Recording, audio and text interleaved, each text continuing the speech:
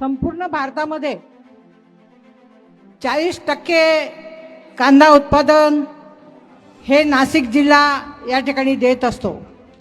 आणि असं असताना सुद्धा या शेतकरी बांधवांना या युती शासनाच्या माध्यमातून कुठलाही न्याय या ठिकाणी मिळत नाही।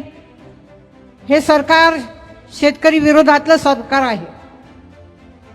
आम्ही तिघही खासदार वेळोवेळी लोकसभेमध्ये कांद्यांच्या माळा घालून लोकसभेच्या बाहेर आणि आतमध्ये आंदोलन करत असतो।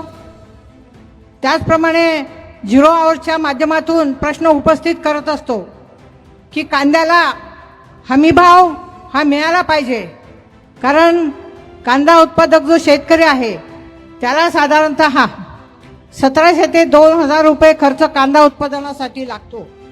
आणि असं असताना कमीत कमी 3000 ते 4000 रुपये भाव हमी भाव हा मिळाला पाहिजे अशी मागणी आम्ही वेळोवेळी करत असतो। आणि तुम्हाला जोपर्यंत न्याय मिळणार नाही तोपर्यंत आम्ही ही मागणी सातत्याने करत राहू असं आश्वासन मी या ठिकाणी आपल्याला देते।